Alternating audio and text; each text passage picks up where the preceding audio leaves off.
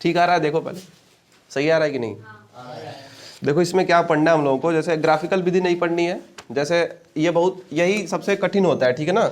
इसको हटा दिया, एक वज्र गुणनखंड विधि नहीं पढ़नी है, ठीक है ना।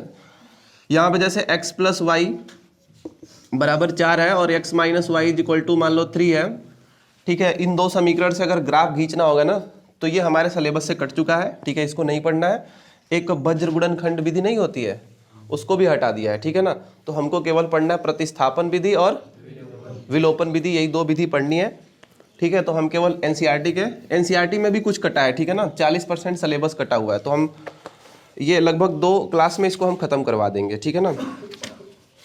एनसीईआरटी का पहला प्रश्नावली आपको नहीं पढ़ना है, डायरेक्ट दूसरा प्रश्नावली पढ़ना है, ठीक है। अब कुछ इंपॉर्टेंट चीज़ है उसको हम बता दे रहे हैं, उसके बाद प्रतिस्थापन विधि बता देंगे, विलोपन विधि बता देंगे, उससे रिलेटेड कुछ क्वेश्चन बताएंगे और धीरे धीरे खत्म हो जाएगा चैप्टर, ठीक है ना। देखो कुछ कॉन्सेप्ट बताने जा रहे हैं, थोड़ा सा ध्यान से समझिएगा। नोट है यह रियल नंबर वास्तविक संख्या पढ़ना है, लेकिन अभी इस चैप्टर को खत्म हो जाए, ये चैप्टर खत्म हो जाएगा उसके बाद पढ़ाएंगे, ठीक है ना। देखो डियर क्या है ना कि सबसे पहले हम लोग यहाँ पे थोड़ा नोट देखेंगे, फिर उसके बाद क्वेश्चन को लगाएंगे, ठीक है। ये जैसे है, मान लो नोट लिखो आप लोग, ठीक है, साथ साथ लिखते जाओगे तो सही रहेगा, ठीक है ना। जैसे कोई दो समीकरण दे दिया कोई दो समीकरण a1x प्लस b1y, ठीक है, plus c1 is equal to 0, a2x, जहाँ पे नहीं समझ में आए तुरंत पूछ सकते हो आप लोग, ठीक है ना, लेकिन पता है ना कैसे पूछना है, ठीक है। तो a2x प्लस b2y एकदम बिंदास तरीके से पूछो, कोई दिक्कत नहीं है। ये इक्वेशन 1 है और इक्वेशन 2 है, ठीक है। ये नोट बता रहे हैं डियर, थोड़ा सा ध्यान से समझिएगा तो समझ में आएगा, ठीक ना।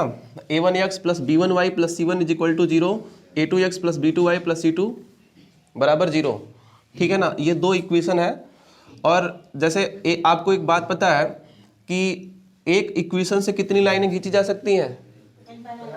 एक इक्वेशन अगर दिया हुआ है, एक समीकरण दिया हुआ है, तो एक समीकरण से कितनी लाइनें खींची जा सकती हैं? अब वो डिपेंड, जैसे एक समीकरण है ना, और हम लोग पढ़ कौन सा चैप्टर रहे हैं? 2 वेरिएबल इन लीनियर इक्वेशन, 2 चर वाला रैखिक समीकरण, ठीक है ना। तो इसमें चरों की संख्या कितनी रहेगी? चर कितने रहेंगे? देखो इसमें 2 चर रहेंगे, जैसे समीकरण आपको मिलेगा तो ऐसे 4x plus 3y is equal to ये 0 या 4 या कुछ भी रहेगा। तो इसमें वेरिएबल कौन है? x और y वेरिएबल है ना। ये देखो ये कांस्टेंट है, x का गुणांक है, इसको बोलेंगे ये जो है ना 4 वो x का गुणांक है, ये जो 3 है वो y का गुणांक है, ये जो 4 है वो शुद्ध रूप से कांस्टेंट है। बात समझ आ रही है? तो ये 2 वेरिएबल है। इसमें कितने वेरिएबल है? 2 वेरिएबल है, बराबर का चिन्ह लगा हुआ है, इसलिए हम लोग इसको इक्वेशन बोलेंगे या समीकरण बोलेंगे। तो 2 चर वाला रैखिक इसलिए बोल रहे हैं क्योंकि वेरिएबल के पावर क्या लगा हुआ है? 1। तो वेरिएबल के पावर 1 रहेगा तो रैखिक रहेगा। 2 वेरिएबल रहेंगे तो 2 वेरिएबल हो गया। 2 variable in linear equation, linear मतलब होता है कि पावर में कितना होना चाहिए? सभी के 1 होना चाहिए और बीच में क्या लगा हो? बराबर लगा होना चाहिए, ठीक है ना। तो ये हो गया क्या? इक्वेशन हो गया। लेकिन आपके चैप्टर में क्या नाम है? 2 वेरिएबल इन लीनियर इक्वेशन, मतलब यहाँ पे क्या है ना कि 2 चर वाले रैखिक समीकरण का युग्म बोला है। युग्म का मतलब क्या होता है? युग्म का मतलब क्या होता है? जोड़ा, ठीक है। तो यानी समीकरण मिलेंगे आपको 2-2 फॉर्मेट में, ठीक है ना। एक ऐसा है तो दूसरा एक और समीकरण मिलेगा ऐसे 3x plus 2y is equal to 6। अब इन दोनों समीकरण को आपको हल करने सीखना है, ठीक है। इसका हल निकालना है कि एक समीकरण ये है, दूसरा समीकरण ये है, तो दोनों का हल क्या होगा, ठीक है ना। एक समीकरण ये 2 वेरिएबल है, इसमें लीनियर भी है, लीनियर मतलब रैखिक है, ये भी 2 वेरिएबल है, लीनियर है, दोनों को सॉल्व करेंगे। बात समझ आ गई? तो चैप्टर का नाम है 2 वेरिएबल इन लीनियर इक्वेशन, या 2 चरों का रैखिक समीकरण युग्म। बात समझ आ गई ना? ठीक है। तो देखो इक्वल टू नहीं रहेगा ना तो ये असमीका हो जाएगी, ठीक है ना, इन इक्वलिटी हो जाएगा, ठीक है। जब यहाँ पे ऐसे देखो बराबर के जगह पे ना, अगर ये 2 पक्ष दिए हुए हैं और बराबर के जगह पे ये वाला चिन्ह आ जाए, चाहे ये वाला चिन्ह आ जाए, चाहे ये वाला चिन्ह आ जाए, फिर ये वाला चिन्ह आ जाए, ठीक है ना, तो इसको हम लोग असमीका बोलते हैं, ठीक है ना। और यही अगर बराबर लगा हो तो इसको क्या बोलते हैं? इस स्टेटमेंट या कथन को समीकरण बोलते हैं, ठीक है ना। कोई दिक्कत नहीं है, लेकिन देखो जैसे ये 4x हो गया प्लस 6y हो गया, अब प्लस ये 3 इज इक्वल टू अगर 0 है ना, तब भी ये इसमें 2 पक्ष है कि नहीं है? तो दोनों पक्ष बराबर है ना, तो यहाँ पे क्या बोला जाएगा, इसको समीकरण बोला जाएगा। ठीक है ना, आई बात समझ में? ठीक है, अब हम लोग थोड़ा आगे बढ़ते हैं डियर। देखो थोड़ा देख लो ना, ये जैसे वीडियो ब्लर नहीं हो रहा है ना, देख लो 1 मिनट। नहीं ब्लर नहीं हो रहा है, देखो ये सही सही दिखाई दे रहा है ना, साफ साफ। ठीक है, देखना जरा ध्यान से। जैसे मान लो ये 4x + 2y है बराबर 6 ऐसे लिखा हुआ है। ठीक है ना, ये क्या है, रैखिक समीकरण है ना। तो जितने भी रैखिक समीकरण होते हैं ना डियर, रैखिक समीकरण के कितनी एकदम एक सीधी लाइन मिलती है। क्या मिलती है? अब इसको अगर खींचना सीखेंगे तो टाइम बर्बाद होगा, वो पेपर में आएगा नहीं खींचने के लिए। ठीक है ना, तो हम बस ऐसे ही बता दे रहे हैं कि 4x + 2y अगर बराबर 6 है तो इसकी जो लाइन होगी ना एकदम सीधी होगी। और एक समीकरण से कितनी लाइनें खींची जा सकती हैं? एक लाइन खींची जा सकती है। एक समीकरण से एक लाइन, और एक लाइन पे कितने बिंदु स्थित होते हैं? अनंत बिंदु स्थित होते हैं। बात समझ आ रही है? इससे अनंत बिंदु मिलेंगे। बात समझ आ रही है ना? जैसे मान लो सपोज दैट ये कोई कोऑर्डिनेट हो गया और 4x + 2y = 6 है। ठीक है ना, वो कितने बिंदुओं से होकर जाएगा? अनंत बिंदुओं से होकर जाएगा ना। मतलब अनंत, ये जैसे इसका समीकरण है, सपोज दैट ये समीकरण है, इसकी लाइन ये है। ठीक है ना, ये लाइन है और इस पे कितने बिंदु स्थित होंगे? अनंत बिंदु स्थित होंगे। सभी बिंदु क्या कहलाएंगे? इसके हल कहलाएंगे, क्योंकि यहाँ कोई बिंदु उठाओगे तो उसका भी x और y कुछ ना कुछ तो होगा ही। यहाँ का कोई बिंदु उठाओगे तो वो भी कुछ x को बताएगा, कुछ y को बताएगा। यहाँ पे खड़ा होके एक बार नीचे देखोगे तो आपको x अक्ष दिखाई देगा, इधर देखोगे तो y अक्ष दिखाई देगा। जिसको जिसको इंडिकेट करेगा, मान लो 4,3 को इंडिकेट कर रहा है, तो इसको अगर इसमें भरोगे तो left hand side right hand side आपस में क्या हो जाएगी? बराबर हो जाएगी। तो ये ध्यान से समझना डियर कि एक समीकरण से कितने लाइनें खींची जा सकती हैं? एक लाइन ही खींची जा सकती है। बात समझ आ रही है? तो अगर मान लो ऐसे किसी ने आपको दे दिया कि दो समीकरण 4x + 2y = 6 और यहाँ पे 7x + 9y = मान लो 10 है, सपोज दैट। अब अगर किसी ने पूछा कि बताओ, आपको तो ऐसा पता रहेगा कि चलो एक समीकरण है तो एक समीकरण से एक लाइन खींची जा सकती है, दूसरा समीकरण से दूसरी लाइन खींची जा सकती है। बात समझ आ रही है कि नहीं आ रही है? तो अब बताओ, अगर कोई समतल है तो समतल में अगर 2 लाइनें खींचेंगे तो वो कितने प्रकार से हो सकती हैं? कितने प्रकार से हो सकती हैं? 3 प्रकार से ना। कैसे कैसे होंगी? देखो, अगर 2 लाइन आप खींचोगे तो वो तो या तो कहीं ना कहीं काटेंगे एक दूसरे को। किसी समतल की मैं बात कर रहा हूं, या तो दोनों एक दूसरे के पैरेलल होंगी, या तो दोनों एक दूसरे पर क्या करेंगी? ओवरलैपिंग करेंगी। ठीक है ना, तो आपको ना ये खींचना नहीं है, बस आपसे यही पूछेगा कि बताओ ये दोनों समीकरण द्वारा खींची गई जो रेखा है वो एक दूसरे को क्या कर रही है? प्रतिच्छेदित कर रही है, या समांतर है, या ओवरलैप कर रही है। ठीक है ना, तो इन तीनों का हम प्रतिबंध बता दे रहे हैं। अगर उसको फॉलो करेगा, अगर सपोज दैट 3 प्रतिबंध बताएंगे, जिसको जिसको फॉलो करेगा उस हिसाब से हम लोग समझ लेंगे कि एक दूसरे को काट रही है, समांतर है, या फिर ओवरलैप कर रही है। बात समझ आ रहा है कि नहीं आ रहा है? तो बस आपको यही बताना है। पहला प्रश्नावली आपके जो देखो, पहला प्रश्नावली तो कट चुका है, दूसरा प्रश्नावली में यही चीज है। ठीक है ना, तो इसको आराम से हम लोग कर लेंगे और समझ में आ जाएगा। ठीक है, देखो डियर, क्या करना है, ये जो होता है ना, ये रैखिक समीकरण का स्टैंडर्ड फॉर्म होता है। 2 चर वाले रैखिक समीकरण का ये स्टैंडर्ड फॉर्म होता है, ये भी स्टैंडर्ड फॉर्म होता है। ठीक है ना, तो अब देखो, पहला प्रतिबंध है कि जब ये दोनों रेखाएं एक दूसरे को क्या करेंगी? जब दोनों रेखाएं एक दूसरे को प्रतिच्छेदित करेंगी, तो यहां पे लिख दे रहे हैं डियर, पहला जो कंडीशन है यहां पे प्रतिच्छेदित करेंगी। ठीक है, प्रतिच्छेदित करेंगी। ठीक है, प्रतिच्छेदित के कंडीशन में बात समझ आ रही है? इंटरसेक्ट के कंडीशन में, ठीक है ना, इंटरसेक्ट या प्रतिच्छेदित के कंडीशन में देखो इसका फिगर कैसा बनेगा। सपोज दैट ये दोनों ऐसा फिगर हो गया, ठीक है, और इसका प्रतिबंध कैसा बनेगा? A1/A2 is not equal to B1/B2, ये कंडीशन बनेगा। जैसे अगर कोई समीकरण मान लो यहाँ पे ऐसे दे दिया 4x + 2y = 6 और यहाँ पे 9x + 6y = 2। ठीक है, तो इसमें A1 क्या है? यक्ष का गुणांक A1 है, तो A1/A2 निकालोगे तो क्या मिलेगा आपको?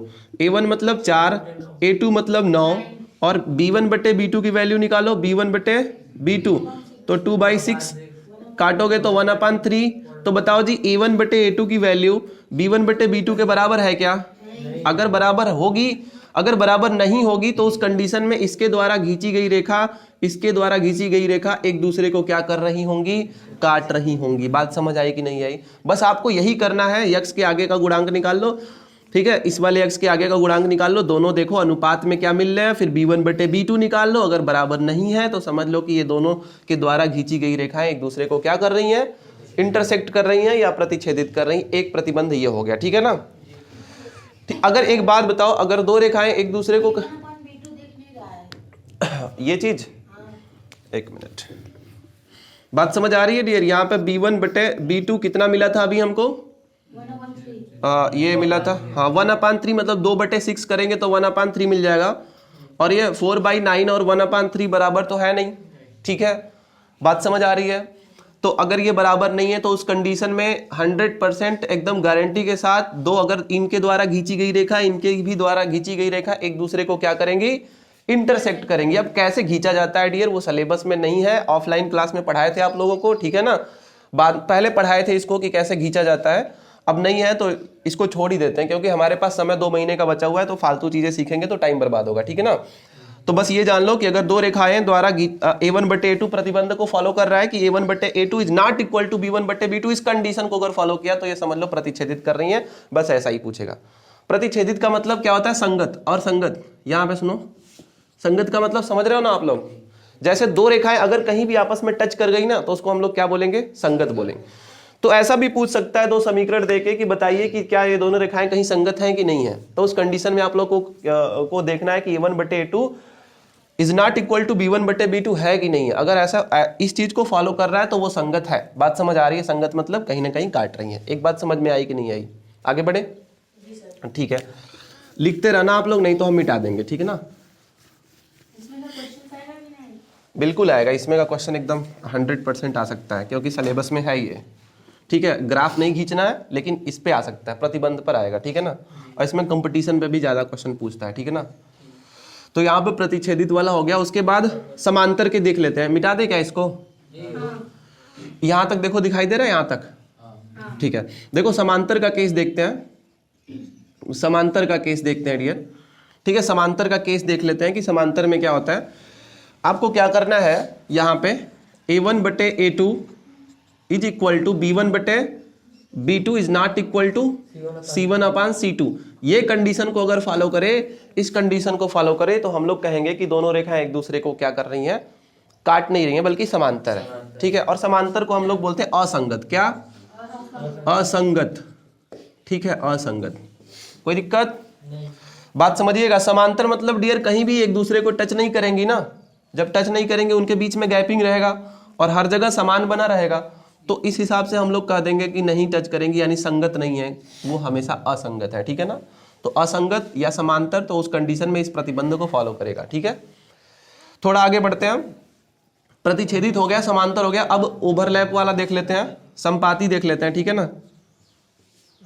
ठीक है, संपाती का केस देख लेते हैं, ठीक है डियर। सही लिखा हुआ है संपाती? ठीक है, देखो A1/A2 क्या होता है इसमें? A1/A2 is equal to B1/B2 is equal to C1/C2। बात समझ आ रही है? तो अगर इस कंडीशन को फॉलो किया तो हम लोग क्या कहेंगे कि ये जो है दोनों रेखाएं एक दूसरे को क्या कर रही हैं डियर? ओवरलैप कर रही हैं। ओवरलैप का मतलब क्या होता है? ओवरलैप का मतलब क्या होता है डियर? ठीक है डियर, यहां पे लिख देते हैं, एक मिनट इधर लिख देते हैं, ठीक है। संपाती, संपाती छोटी ना, संपाती छोटी की मात्रा रहेगी, चलो ठीक। A1/A2 is equal to B1/B2 is equal to C1/C2। इस कंडीशन को फॉलो करेगा तो संपाती होगा। किसी को यहां तक डाउट है तो पूछ सकता है, ठीक है। अब देखो इस पे हम लोग कुछ क्वेश्चन को करेंगे, ठीक है ना।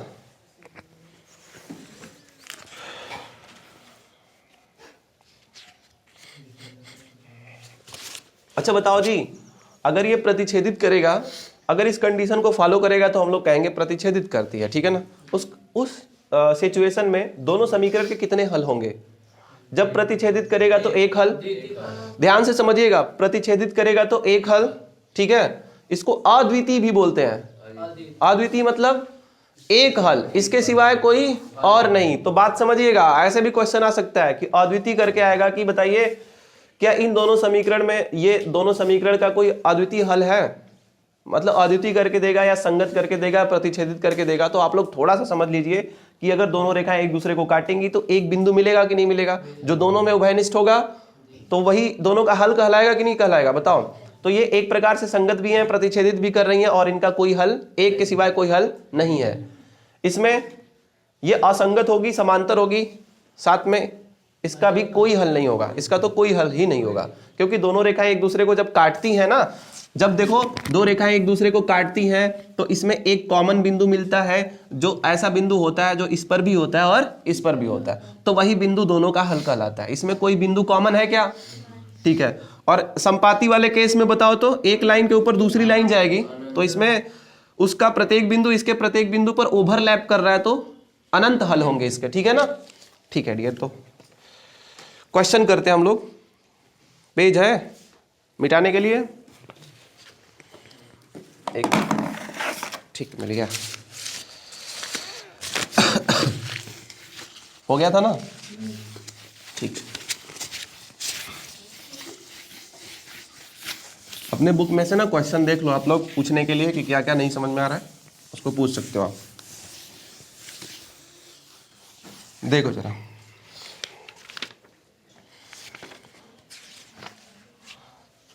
प्रश्नावली 3.2 का हम क्वेश्चन स्टार्ट कर रहे हैं, ठीक है ना?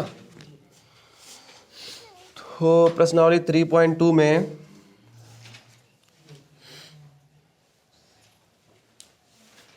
बोला है कि पहला सवाल है, निम्नलिखित समस्याओं को में रैखिक समीकरणों, ठीक है, एनसीईआरटी का जो पहला क्वेश्चन है 3.2 प्रश्नावली का पहला क्वेश्चन है कि निम्नलिखित समस्याओं में रैखिक समीकरणों के युग्म बनाइए। रैखिक समीकरण के क्या बनाने आपको, और उसको ग्राफी विधि से हल करिए। तो ग्राफी विधि तो कट चुकी है ना, तो ग्राफी विधि जब कट गई है तो ये तो पहला प्रश्नावली तो होना नहीं चाहिए, ठीक है ना? बात समझिएगा, ग्राफी विधि से हल पूछेगा तो वो तो कट चुका है डियर, साफ साफ बोला है कि ग्राफी विधि से हल नहीं करना है, ठीक है? तो इसमें पहला जो सवाल है, पहला का पहला जो हम अभी बोले हैं कि निम्नलिखित समस्याओं में रैखिक समीकरण के युग्म बनाइए। युग्म तो आप बना सकते हो, समीकरण बनाने आता है कि नहीं सवाल को पढ़ के? जैसे सवाल अगर पढ़ लो, पढ़ने के बाद इक्वेशन बनाना होगा तो बना सकते हो। तो उसको हल करने की कितनी विधियां होती हैं? दो समीकरण को हल करने की कितनी विधियां होती हैं? 3-4 विधि होती है, ठीक है? देखो मुख्य रूप से तो दो ही विधियां होती हैं, एक ग्राफिकल विधि होती है और दूसरा कौन सा होता है? बीजगणितीय विधि होती है। बीजगणितीय विधि में 3 विधियां आती हैं, कौन कौन सी? एक प्रतिस्थापन, एक विलोपन, एक वज्र गुणनखंड विधि आती है, ठीक है ना? लेकिन डियर हम लोगों को इसमें वज्र गुणनखंड विधि और ग्राफिकल विधि नहीं पढ़ना है, ठीक है ना?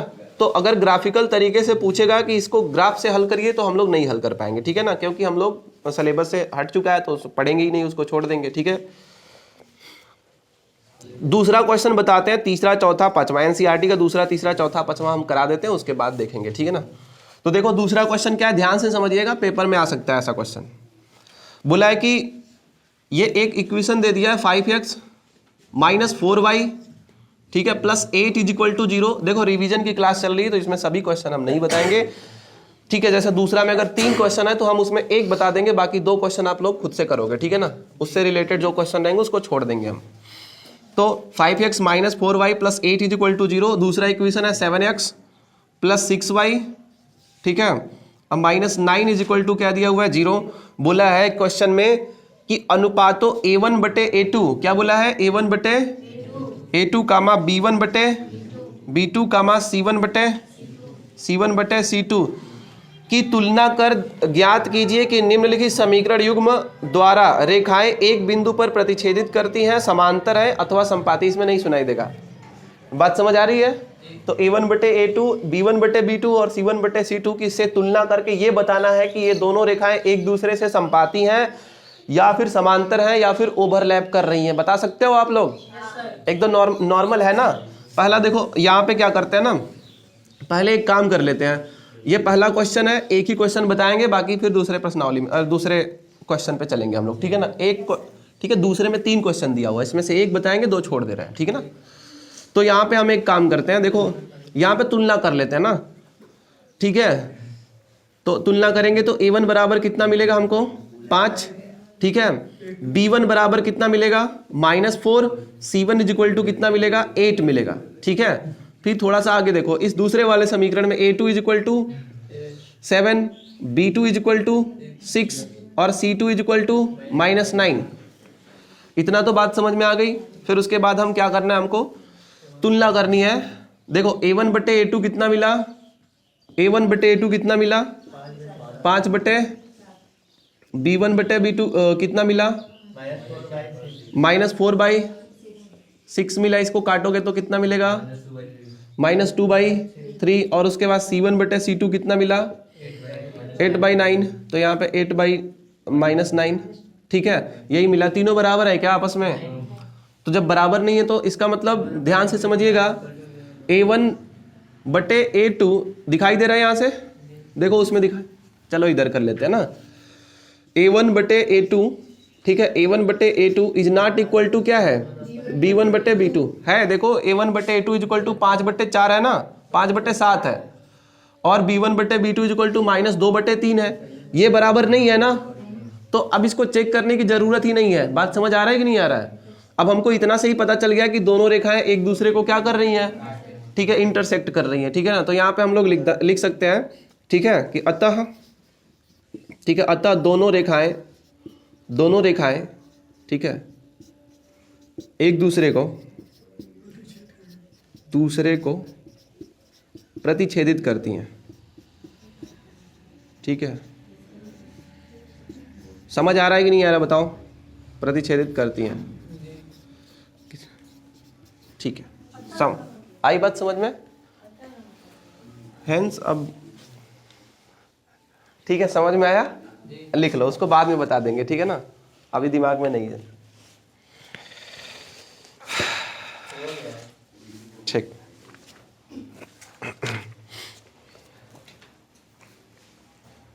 टाइम लगेगा ना लिखने में। चलो अगला क्वेश्चन देखते हैं डियर।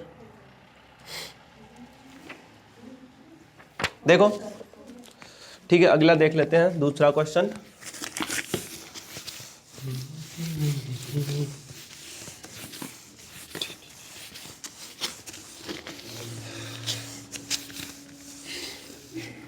देखना जरा दूसरा।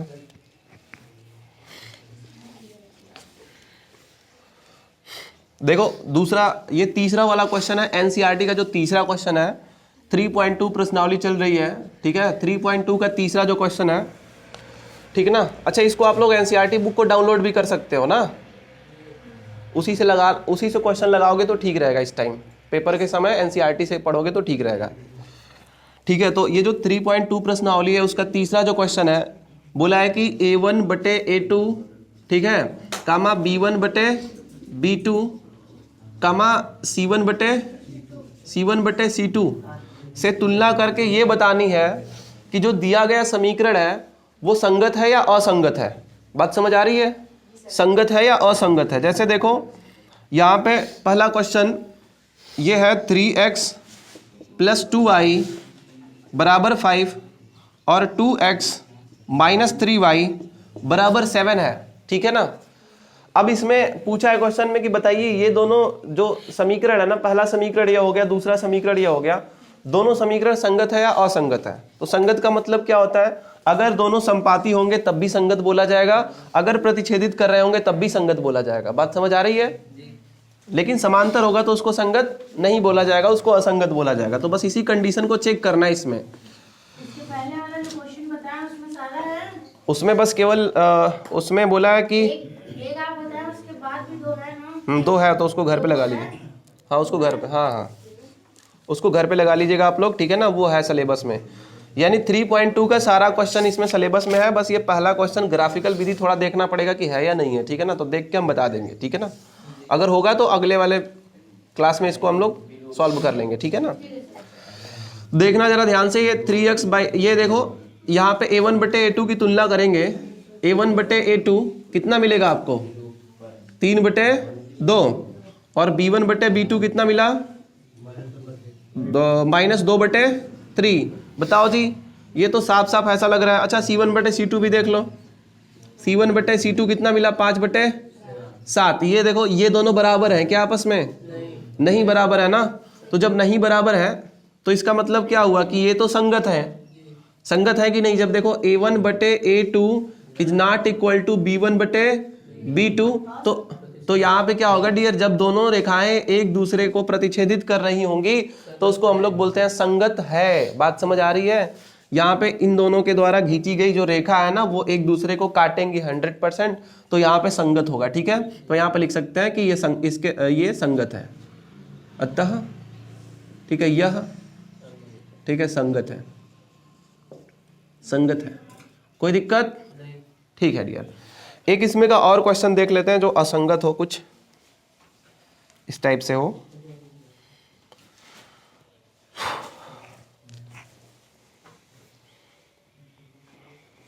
ठीक है, चौथा देख लेते हैं। चौथा में कुछ लग रहा है ऐसा, मिटा दें इसको। एक मिनट, जहां पे ना समझ में आए आप लोग पूछ सकते हो आराम से एकदम, ये नहीं कि वीडियो चल रहा है भैया नहीं बताएंगे, ठीक है, पूछ सकते हो आराम से एकदम बिंदास। ठीक है, देखो ये क्वेश्चन नंबर 4 देखते हैं ना।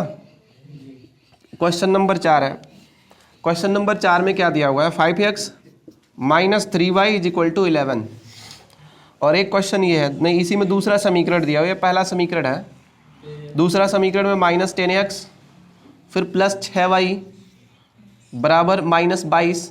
समीकरण 2 बोला है इस क्वेश्चन में कि a1/a2 b1/b2 और c1/c2 की तुलना।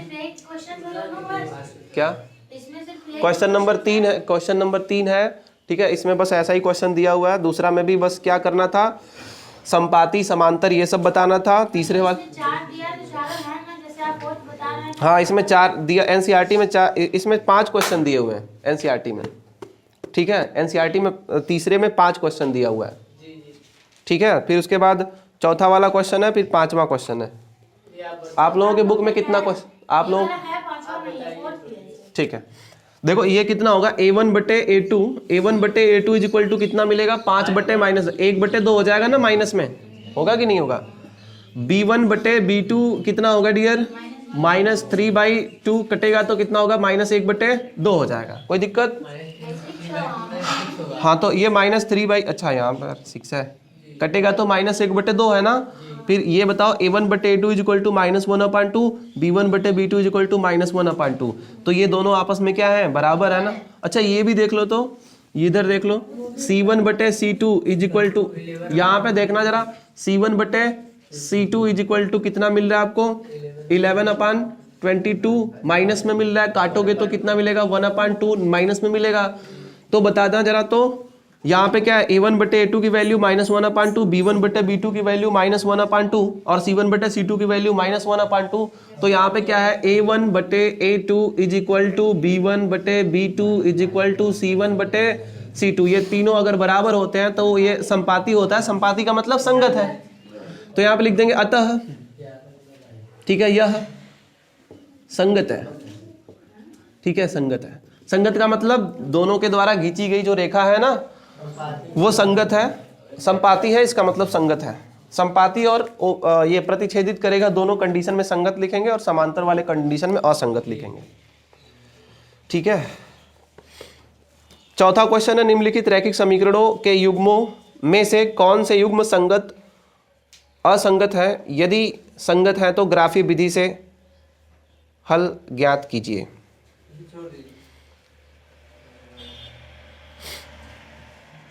ठीक है डियर, ये ग्राफी विधि से हल बोला है ना, तो ये कट चुका है, ठीक है ना।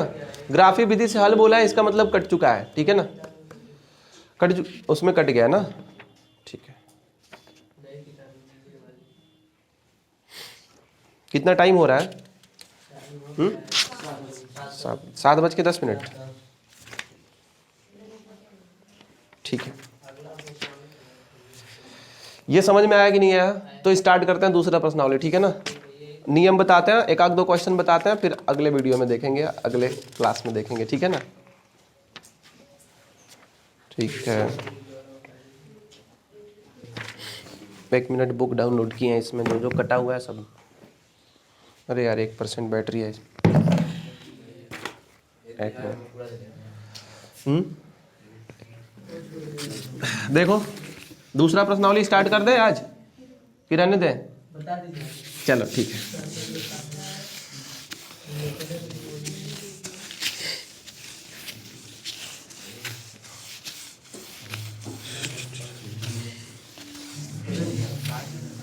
ठीक है डियर, दूसरा देखते हैं हम लोग। दूसरा प्रश्नावली,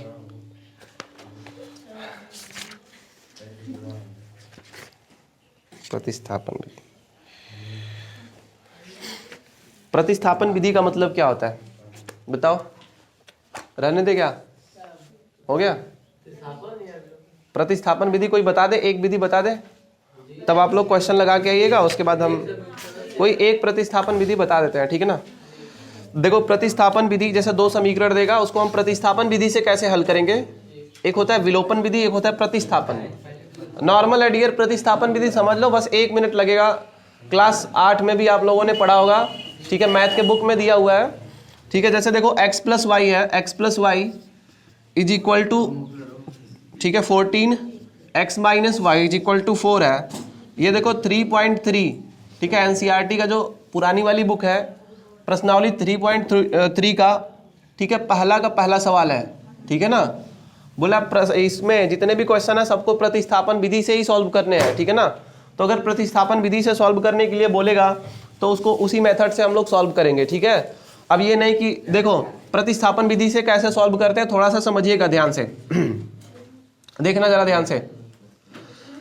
ये हो गया समीकरण 1 और ये हो गया समीकरण 2, ठीक है। अब एक काम करेंगे डियर, हम लोग पहले समीकरण से, सुनो ध्यान से सभी लोग, ठीक है, पहले या दूसरे समीकरण से किसी एक समीकरण को लेना पड़ेगा, ठीक है, और वहां से x की वैल्यू निकालनी पड़ेगी, किसमें, y के पद में। थोड़ा सा ध्यान से समझो, x का मान यहां से निकालोगे किसके, y के पद में, x का मान यहां से निकाल लोगे y के पद में। अब बता दो यहां पे क्या करते हैं, समीकरण 1 से, यहां पे लिख दो समीकरण 1 से, ठीक है, समीकरण 1 से यहां से x की वैल्यू निकालो, क्या मिलेगा आपको बताओ जी, 2x।